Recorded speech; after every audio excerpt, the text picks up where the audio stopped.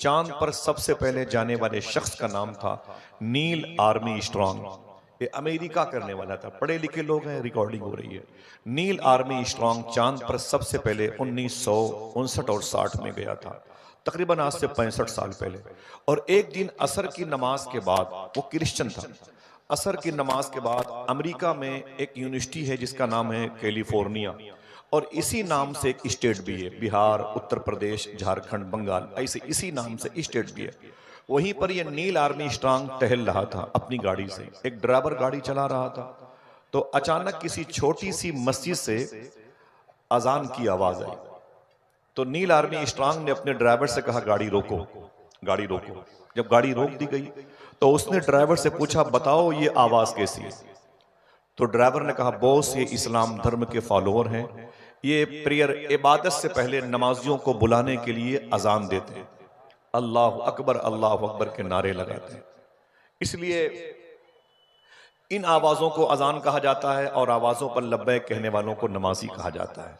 अगर दिल कहे तो सुभान अल्लाह कहना। नील आर्मस्ट्रांग 65 साल पहले सबसे पहले चांद पर जाने वाला शख्स अपना दाहिना हाथ अपनी पेशानी पर मारता और मालूम क्या कहता है, ताज्जुब है यार।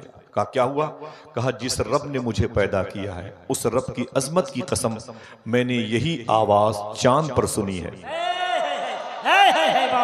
यही आवाज चांद पर सुनी जो अभी बुलंद हुई है मस्जिद से, अल्लाह अकबर अल्लाह अकबर, ये आवाज मैंने चांद पर सुनी है। फिर उससे पूछा गया एक इंटरव्यू में नील आर्मस्ट्रांग से कि तुमसे पहले 17 लोगों ने, 17 लोगों ने कोशिश की थी चांद पर जाने की और नहीं जा पाए, तुम कैसे चले गए? साहिबो तुम्हारे घर की बातें करता हूं, घर में रखे हुए उस अखबार की नहीं, जराइम खातून मशरिक की नहीं बात करता, इनकलाब और सहारा की बात नहीं करता, उस कुरान की बात करता हूं जिसके बारे में अल्लाह ने कहा इन्ना नहनु नज़्ज़लना ज़िक्र व इन्ना लहु लहाफ़िज़ून। लेकिन एक बात याद कर लो, कुरान सेफ तो है अल्लाह के फजलो करम से, लेकिन ये कुरान हम पढ़ते हैं लेकिन हम फिर भी झूठ बोलते हैं, हम पढ़ते हैं फिर भी हमारा जहन ऐशो इशत की तरफ माइल है। तो फिर ये कुरान पढ़ना छूना जो सवाबात के काम है वो कैसे है? तो कुरान ने एक खूबसूरत शर्त लगाई है, लाख पढ़ते रहो कुरान, फायदा कुछ नहीं होगा।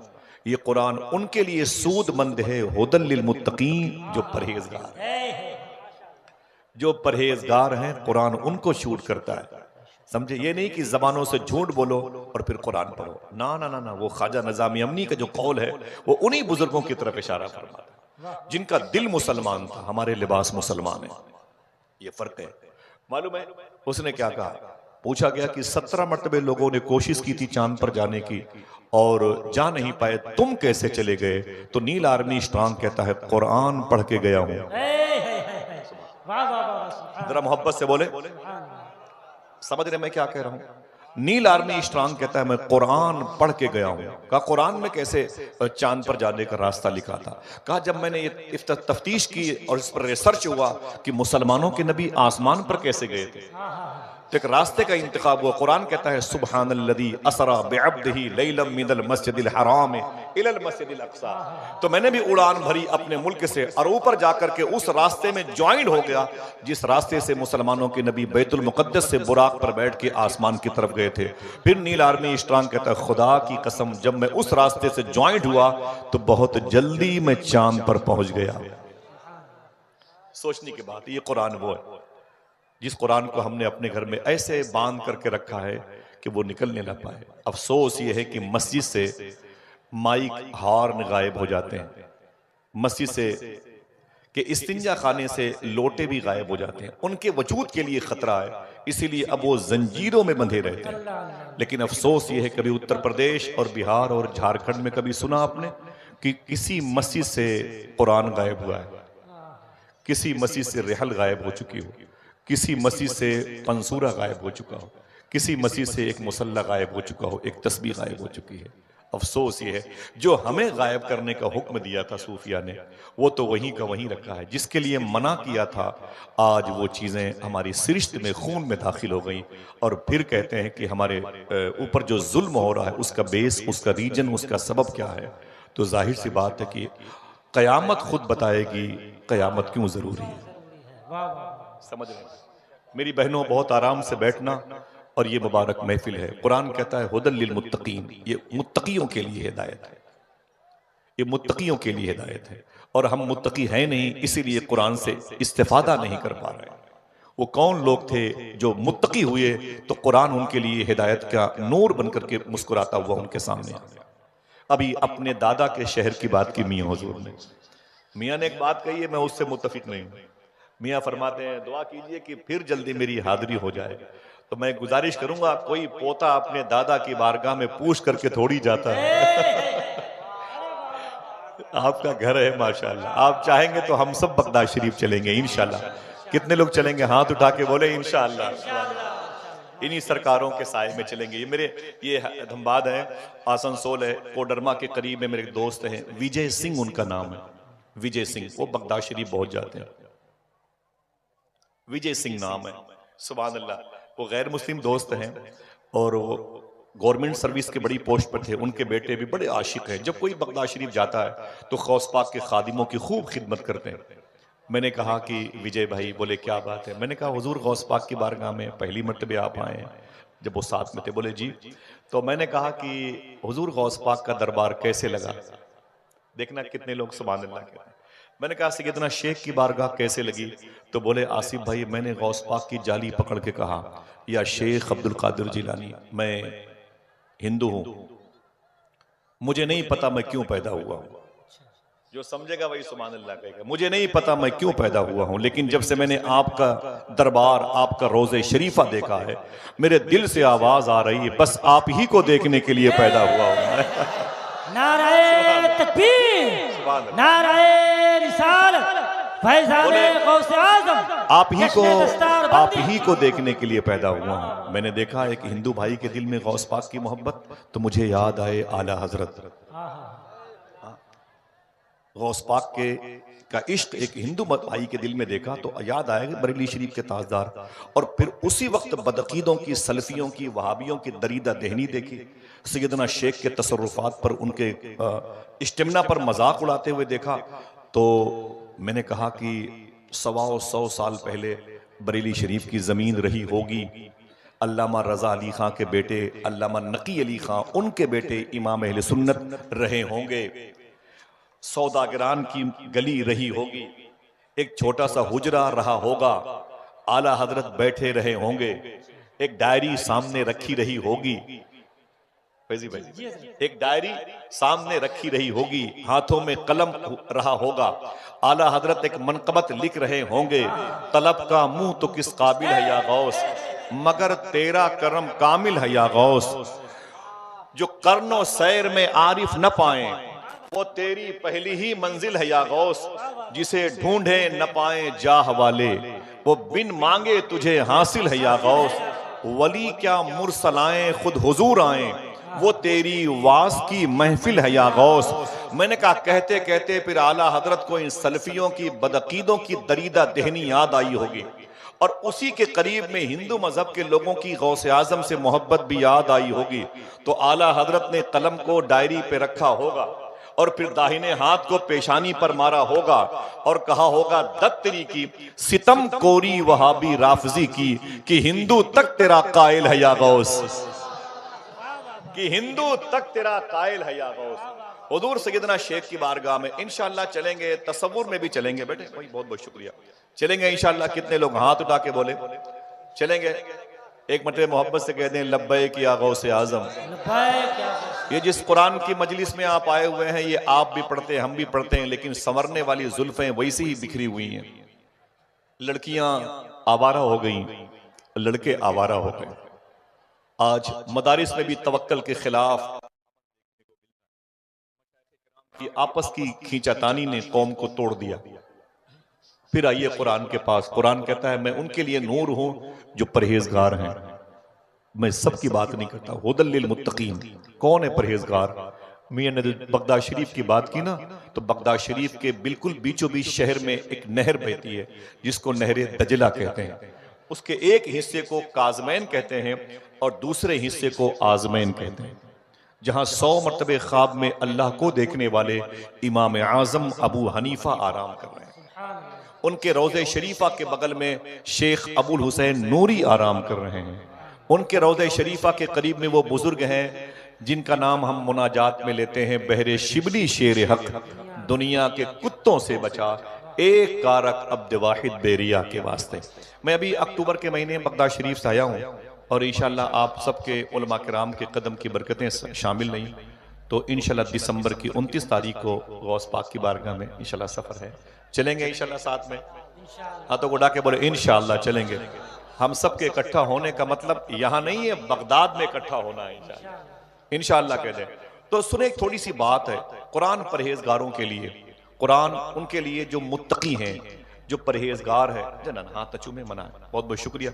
मैं मियाँ अकेले स्टेज पर आता हूँ, मैं अकेले आता हूँ, एक फाइबर की कुर्सी पर बैठ के तकरीर करता हूँ, और ना अकेले किसी स्टेशन पर 2 आदमी को बुलाता हूँ, ना कभी एयरपोर्ट पर। मेरे मिजाज में नहीं है। उलमा किराम की जूतियां मेरे सर का ताज बन जाएं तो मैं वल्लाही लजीम फख्र करता हूँ। मेरे सामने जब कोई खतीब इन उलमा की तज़हीक करता है तो मुझे बड़ी तकलीफ होती है। जब सादात का लोग मजाक उड़ाते हैं मुझे बड़ी तकलीफ होती है।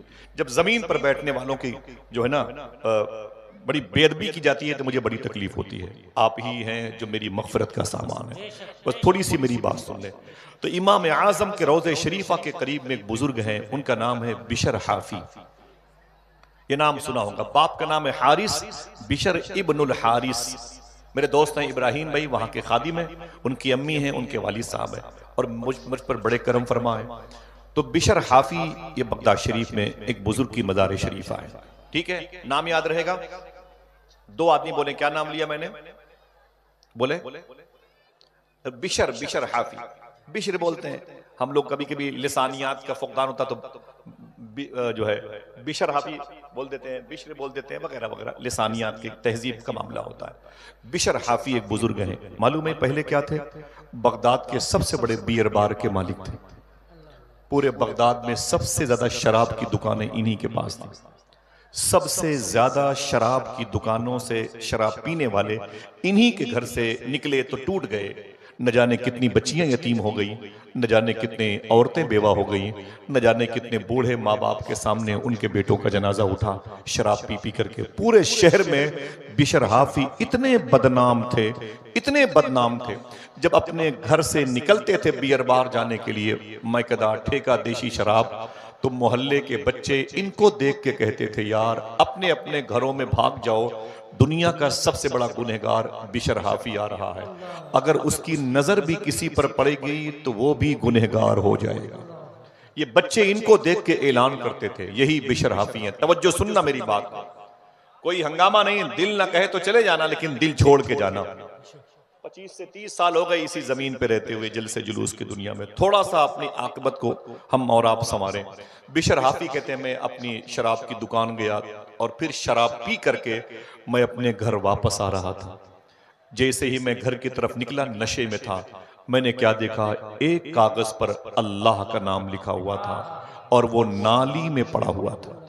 उस पर क्या लिखा था? ऊंची बोले। वो कहते हैं अल्लाह का नाम लिखा था, वो नाली में पड़ा हुआ था। वो कहते हैं कि जब मैंने उसे देखा तो मैं बैठ गया, मैंने उस कागज के टुकड़े को उठाया, जिसका दिल कहे वो सुभान अल्लाह बोलेगा। फरमाते हैं मैंने उस कागज के टुकड़े को उठाया और मैंने एक जुमला कहा, मैं नशे में हूं। जो समझेगा वही सुभान अल्लाह कहेगा। मैं नशे में हूं, लेकिन इतना भी नशा नहीं है कि मैं अपने पैदा करने वाले का नाम न पहचान पाऊं। फरमाते मैं नशे में था, मैंने शराब की नशे की कैफियत में उस कागज के टुकड़े को उठाया और उसे मैंने चूम लिया, और चूम करके मैं उसे लेकर के अपने घर आया और उसे मैंने खुशबू में बसाया, और बसा करके मैंने उसे ताक पे रखा, और ताक पे रखने के बाद फिर मैंने एक जुमला कहा, दिल कहे तो फिर सुभान अल्लाह कहना। मैंने कहा ओ नामे खुदा तू बुलंद तेरी जगह बुलंद, तू बुलंद तेरी जगह बुलंद। बस मैं नशे में था और घर के आंगन की चारपाई पर बैठ गया। अचानक मेरे दरवाजे पे दस्तक हुई। कहते हैं कि मैंने दरवाजा खोला तो मैंने कहा कौन? तो बाहर से आने वाले शख्स ने कहा आप बिशर हाफी हैं? मैंने कहा हाँ। उसने कहा अभी अभी मेरे पीर साहब ने खुदा से बातें की हैं। बोले फिर? बोले खुदा ने मेरे पीर से कहा है जा करके बिशर हाफी को मेरा सलाम बोल देना। बहुत बहुत शुक्रिया आपका। जाकर के बिशर हाफी को मेरा सलाम बोल देना। इतना सुनना था। बिशर हाफी ने कहा ना ना ना ना ना, वो मैं थोड़ी हूं जिसको खुदा ने सलाम भेजा होगा। अरे मैं तो शराबी हूं, ठेका देशी शराब, मैं कदे बियर बार का मालिक हूं, वो खुदा ने किसी और को। अल्लाह सलामत रखे मेरे भाइयों को। एक बड़ी दुनिया आबाद किए हुए है नदीम। खुशी होती है ऐसी आवाजें जो नात के हवाले से उनको भी बुलाने की सलाहियत रखती हैं जो कभी नात की महफिलों के करीब से भी नहीं गुजरे। हम हिंदुस्तान के हर उस लहजे का एहतराम करते हैं कि जिसको हुजूर की तारीफ करना, हुजूर की मदह करना, हुजूर की बारगाह में नात का शेर पढ़ना जिसको शरफ मिला, मेरे लिए इस कबीले का हर फर्द लायक एहतराम है। उसमें से नदीम भाई मेरे सर के ताज है। माशाल्लाह। बैठे रहिए, कोई हंगामा ना कीजिएगा और उठने बैठने का सिस्टम जैसे नहीं बनाए हैं ऐसे ना बनाइएगा। उसके बाद जब आप कहेंगे तो बातें एंड तक पहुंच जाएंगी। बिशर हाफी कहते हैं कि मैंने कहा क्या हुआ? बोले मेरे पीर ने रब से बातें की हैं, तो मेरे पीर से रब ने कहा है कि जाकर के बिशर हाफी को मेरा सलाम बोल देना। बिशर हाफी रोने लगे, बोले ना ना ना, वो मैं नहीं हूं, मैं तो शराबी हूं। तो बोले यही बात तो मेरे पीर ने अल्लाह से कही। मेरे मौला वो तो शराबी है, उसको सलाम भेजता है। तो बोले मेरे पीर से रब ने कहा सुन मेरे बंदे, सुन मेरे दोस्त, अभी अभी बिशर हाफी ने मेरा नाम कागज पे लिखा हुआ था, उसे नाली से निकाल करके धुल करके मुश्क में बसा के ताक पे रखा है। जब से उसने मेरा नाम नाली से निकाल करके उसे खुशबुओं में लपेट के ताक पे रखा है, मैंने भी उसे जहन्नम से निकाल के जन्नत में जाके जगह। पूरा कुरान तो बड़ी बात है यार। एक मिनट आवाज ज्यादा हो गई भाई, आवाज कम करें। पूरा कुरान तो बड़ी बात है अब्दुल सत्तार भाई, ये बड़ी बात है भाई, बड़ी बात। आप देखें कि इस कुरान को नाजिल करने वाले का नाम किस कदर बाबरकत है। बिशर हाफी रोने लगे, बोले मेरे मौला तू तो जानता है कि मैंने इन बच्चियों को यतीम किया है, मैंने इन बुजुर्गों को पनपने नहीं दिया, कस्बे से ज्यादा कब्रस्तानों में लोगों को पहुंचाया है शराब पिला के। एक दिन तेरा नाम उठाया तो तूने मुझे सलाम भेजा। तड़पने लगे, शराब की भट्टियां तोड़ दी, सब खत्म कर दिया। आके नहाए, नहाने के बाद नया लिबास पहना। आज इरादा करके निकले हैं अल्लाह का वली कोई मिलेगा तो उसके हाथ पे तौबा करूंगा और फिर पूरी जिंदगी अल्लाह वालों की सोहबत में रहूंगा। आज तौबा करने के इरादे से जैसे निकले हैं वैसे मोहल्ले के वो बच्चे जो इनको देख करके ये कहते थे अपने अपने घरों में घुस जाओ वरना बिशर हाफी दुनिया का सबसे बड़ा गुनहगार आ रहा है, अगर इसकी नजर भी किसी पर पड़ गई तो वो भी गुनहगार हो जाएगा। आज वही बच्चे ये कह के घर से बाहर निकलने लगे, यार बाहर आ जाओ, अरे बच्चों बाहर आ जाओ, देखो बिशर हाफी तौबा करने जा रहा है। आज इसके कुर्ते की भी हवा किसी को लग गई तो वो भी अल्लाह का वली हो जाएगा। नजरें बदल गई तो नजारे बदल गए। कुरान मुत्तकियों के लिए हिदायत है। सरकारे बिशर हाफी फरमाते हैं मैं निकला तो एक अजीम शान बुजुर्ग थे, उनकी बारगाह में गया। इनकी जो मज़ार शरीफा है बगदाद शरीफ में मौजूद है, इमाम आज़म अबू हनीफा के रोज़े शरीफा के करीब में मौजूद है। चलेंगे इंशाअल्लाह। सुने सुने ये बात आगे की है। बिशर हाफी कहते हैं मैं एक बुजुर्ग के पास गया, मैंने कहा हुजूर मैं तौबा करना चाहता हूँ। बोले शराब की दुकान है? मैंने कहा तोड़ दिया। बोले भट्टी? मैंने कहा खत्म कर दिया। बोले अब ये नशा पत्ती बने कुछ नहीं करूंगा, अब मैं बाज आ चुका। ना ना ना, मुसलमानों वादा करो हुजूर की मजलिस में, आज हमारे बच्चे नशे की दुकानों में। मैं माफी चाहता हूँ। अभी अभी माजी करीब का वाकया है, झांसी के करीब एक शहर है, नाम नहीं लूंगा, रिकॉर्डिंग हो रही है। बेटा तीसरे फ्लोर से नीचे गिर पड़ा, दूसरे फ्लोर छत से नीचे गिर पड़ा और वहीं जख्मी होकर मर गया। जब बेटे की लाश उठाई गई तो मुंह से शराब की महक आ रही थी। जब उसके बाप और उसके दूसरे भाई को फोन करके बुलाया गया, जब बाप और बेटे आए बेटे और भाई के जनाजे में, तो वो दोनों नशे में थे, दोनों नशे में थे, यानी पूरा घर का घर शराबी था। जरा सोचो, दरूद पढ़ने वाली जबानें अगर शराब पीने लगेंगी तो कुरान का एजाज, कुरान की बरकतें कहां जाएंगी? इसीलिए हमको अल्लाह ने पैदा किया। ना ना ना ना, आइए राह रास्त की तरफ, अच्छी राह की तरफ। एक ही लाइफ है, ये फिल्मी और कुफरी अकीदा है, 7 जन्म 7 जन्म 7 जन्म। इसी जमाने में, इसी जिंदगी में हमें खुदा को राजी करना है इंशाअल्लाह। ये ड्रामा है कि हम दूसरे जन्म में तीसरे जन्म में ना ना ना ये ख्याली पुलाव है, भूल जाएं। इसी कोर्ट कचहरी मुकदमा सारे काम हो रहे हैं, आखिर रब को राजी कब किया जाएगा? मालूम है आपको, आप इंस्टाग्राम की दुनिया में जाएं, मुसलमानों की लड़कियां खिंजीर का गोश्त खाने वालों के साथ रातें गुजारती हैं, सुअर खाने वालों के साथ, बुरा न माने में। मुझसे ज्यादा कौन क्या सफर करेगा, 30 साल हो गए। नदीम भाई ये सब अपनी डिपार्ट के लोग हैं। वादा करो दोस्तों कि इसके इलाज की तरफ चलें। आखिर इसका इलाज क्या है? कुरान तो पढ़ते हैं, पढ़ती हैं, लेकिन फिर भी असर क्यों नहीं होता? इसलिए नहीं, कुरान परहेजगारों के लिए हिदायत है, परहेजगारों के लिए। अगर हम झूठ बोलना बंद कर दें तो कुरान का नूर हमारे अंदर दाखिल हो जाएगा। हम अगर हराम खाना बंद कर दें तो कुरान का फैज हमें मिलने लगेगा। वादा करो इंशाअल्लाह इस मजलिस में इतनी बड़ी भीड़ है हुजूर की उम्मत की, क्या हम हलाल खाने का इरादा कर सकते हैं? कसम नहीं खिलाता, मेरी टोपी आपके जूतों के नीचे रखी, समझ में, कसम नहीं खिलाते, लेकिन वादा कर सकते हो हम दोनों मिलके इंशाअल्लाह हराम नहीं खाएंगे। ये झारखंड की जमीन है, करीब में पटना है, ये गया से हट करके अच्छा शहर है, बुजुर्गों का शहर है। उसके करीब में सुरकाही शरीफ है। सरकार तेग अली शाह रहमतुल्लाह अलैह की बारगाह है। तेग अली शाह सरकार अपने मुरीद के यहाँ तशरीफ ले गए और मुरीद से कहने लगे कि मेरे घोड़े के लिए चारा लाओ और मुझे लोटे में पानी लाओ। तो मुरीद ने लोटे में पानी दिया, तेग अली शाह सरकार ने वजू किया, नमाज के लिए मुसल्ले पे चले गए, घोड़े को चारा दिया, वो खाने लगा तो घोड़ा जमीन पर गिर पड़ा, वो तड़पने लगा। मुरीद ने कहा हुजूर आपका घोड़ा बीमार पड़ गया। तेग अली शाह सरकार दौड़ के आए, देखा तो घोड़ा तड़प रहा था, उसकी पीठ पर हाथ रखा, कहा अय मेरे मौला ये मेरा दोस्त है, मेरे सफर का साथी है, मेरी मुश्किलों का साथी है, जहां कोई नहीं जाता वहां ये मेरे साथ जाता है, मेरे मौला इसे शिफा अता फरमा।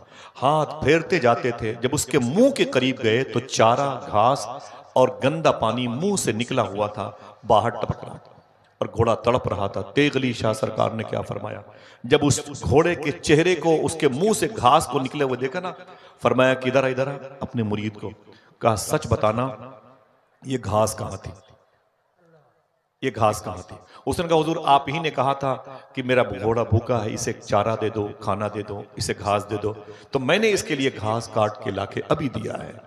तो तेग अली शाह ने फरमाया वो घास किसके खेत की लाए हो? बोले करीब में वो खेत है, मैं वहीं से काट करके लाया हूं। तेग अली शाह ने फरमाया सच बोलना वो खेत किसका है, सच बोलना वो खेत किसका है? उसने कहा मेरे ही कस्बे के एक साहब का है। बोले वो हैं कहां? बोले वो रहते हैं दूसरे मोहल्ले में। तेग अली शाह ने फरमाया सच बताना क्या तूने बगैर पूछे घास काट के मेरे घोड़े को खिलाया है? तो मुरीद ने कहा हुजूर हाँ ये गलती मुझसे हो गई है। साहिबो कभी न भूलना इस मजलिस को और इस जुमले को। तेग अली शाह रोने लगे और आपने फरमाया सुन, जैसे तेग अली हराम नहीं खाता, तेग अली का घोड़ा भी हराम नहीं खाता।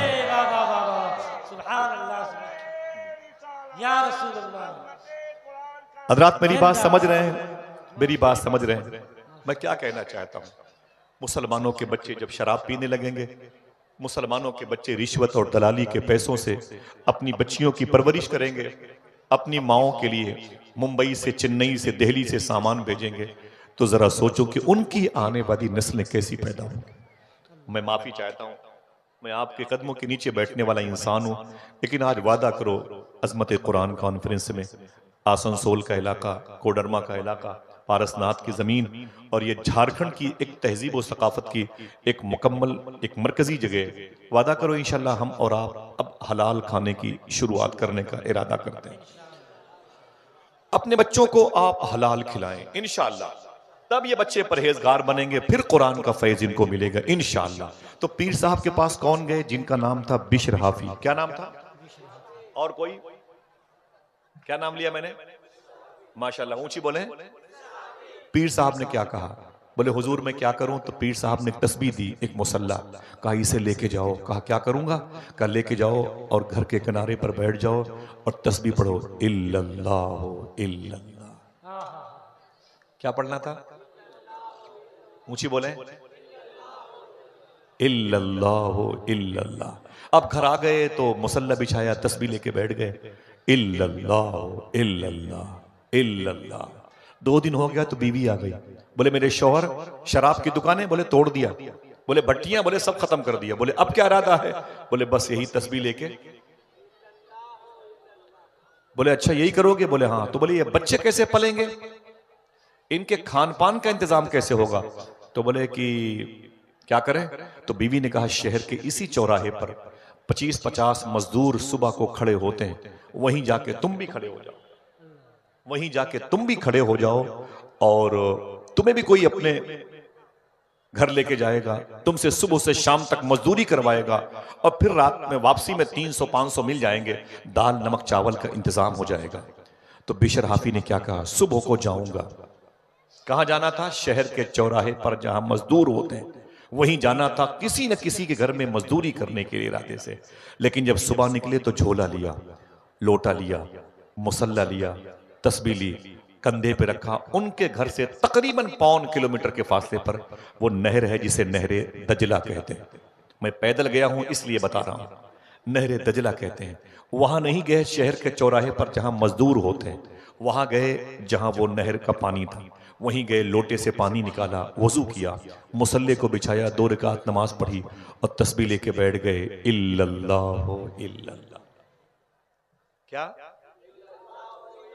अल्लाह का नाम है, मोहब्बत से बोले इल्लल्लाहु। जितने लोग बैठे हैं उतनी आवाजें आ जाए तो रब का फजल भी जमीन पर आ जाए। इल्लल्लाहु इल्लल्लाह इल्लल्लाह। जब शाम हुई ना, जब शाम हुई तो लोटा, झोला, मुसल्ला, तस्बीह कंधे पे रखा और घर में आ गए। तो बीवी ने कहा क्या हुआ? काम किया? बोले दिन भर किया। और काम क्या किया था? माशाल्लाह, क्या किया था? बीवी ने पूछा काम किया? बोले दिन भर किया। काम क्या किया था? तो बीवी ने कहा फिर मजदूरी। जिसका दिल कहे वो सुभान अल्लाह बोले। बोले मालिक बहुत अच्छा है। बोले क्या मतलब? बोले कि जिसके यहां मैं काम कर रहा हूं वो तो बिना मांगे देने वाला है। हाय हाय सुभान। जरा मोहब्बत से कह दो सुभान अल्लाह। आपको दिया है, किसको किसको उसने बिना मांगे दिया। आप कितने खुशकिस्मत हैं कि आपको अल्लाह ने कुरान पढ़ने की तौफीक अता फरमाई। इस नेमत से हिंदुस्तान के विदेश मंत्री को महरूम रखा। आप और हम कितने अल्लाह के फजलो करम के और शाकिरीन की सब में आ जाएं, साए में है माशाल्लाह। मालूम है क्या कहा?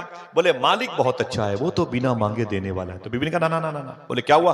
बोले कल जाना तो मजदूरी लेके आना, चूल्हे नहीं जलते, बच्चे भूखे हैं। बोले कल देखेंगे। सुबह हुई तो फिर वही लोटा, झोला, मुसल्ला, तस्बीह कंधे पे रखा, फिर चले गए नहरे दजला किनारे, और फिर लोटे से पानी निकाला, वजू किया, मुसल्ला बिछाया, 2 रकात नमाज पढ़ी, तस्बीह लेके बैठ गए। जो दाएं बाएं लोग हैं उनकी आवाजें नहीं आ रही। अल्लाह का नाम। जब हुजूर गौस पाक मदायन के जंगल में ये नाम लेते थे तो जंगल के सारे दरिंदे, शेर, चीते गौस पाक की बारगाह में गोलाई में आके बैठ जाते थे और आवाज में आवाज मिला के पढ़ा करते थे। जिसके सदके में, जिसके फजल से ये जबानें मिली हैं, आज उस रब का नाम हमारी जबानें नहीं लेती। सरकार बिशर हाफी कहते हैं मैं तस्बीह लेके बैठ गया, इल्लल्लाहु इल्लल्लाह। जब शाम हुई तो फिर लोटा, झोला, तस्बीह, मुसल्ला कंधे पे रखा, फिर घर आया तो बीवी ने कहा क्या हुआ? तो मैंने कहा दिन भर काम किया। काम क्या था? तो बीवी ने कहा कि वो मजदूरी। तो फिर बोले मालिक बहुत अच्छा है, एक ही 2 दिन तो काम किया हूं, मजदूरी मांगते हुए शर्म लगती है। एक ही 2 दिन तो काम किया हूं, मजदूरी मांगते हुए शर्म लगती है। फिर बीवी ने क्या कहा? मेरी बहनों सुनना, बीवी ने क्या कहा? ना ना ना ना, बात नहीं